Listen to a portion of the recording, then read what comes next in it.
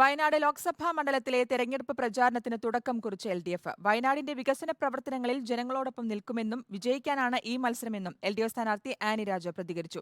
പ്രചാരണത്തിന് തുടക്കം കുറിച്ചുകൊണ്ട് ജില്ലയിൽ വിവിധയിടങ്ങളിൽ റോഡ് ഷോ നടന്നു.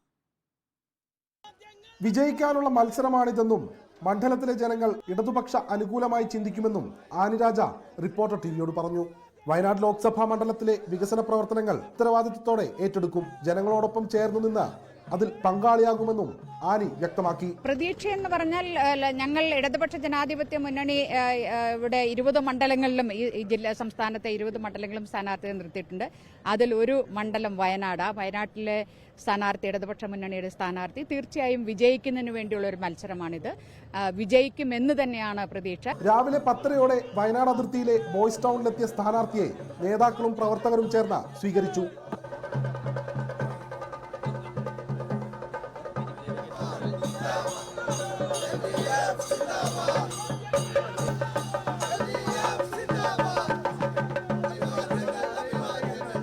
തുടർന്ന് ബൈക്ക് റാലിയുടെ അകമ്പടിയോടെ തുറന്ന വാഹനത്തിൽ മാനന്തവാടിയിലേക്ക്. നഗരം ചുറ്റി പ്രവർത്തകരെ അഭിവാദ്യം ചെയ്ത സ്ഥാനാർത്ഥി ജനങ്ങളോട് വോട്ട് അഭ്യർത്ഥിച്ചു. വൈകിട്ട് 6 മണിയോടെ സുൽത്താൻ ബത്തേരി മുനിസിപ്പൽ ഓഫീസിന് സമീപത്തു നിന്ന് ആരംഭിച്ച റോഡ് ഷോയിൽ 100 കണക്കിന് ഇടതുമുന്നണി പ്രവർത്തകർ പങ്കെടുത്തു. കൽപ്പറ്റ കാനറ ബാങ്ക് പരിസരത്താണ് റോഡ് ഷോ അവസാനിച്ചത്. നാളെ തിരുവമ്പാടി മണ്ഡലത്തിലാണ് റോഡ് ഷോ നടക്കുക. വീഡിയോ ജേർണലിസ്റ്റ് അബു താഹിറിനോടൊപ്പം reporter Deepak Mohan in reporter Wayanad.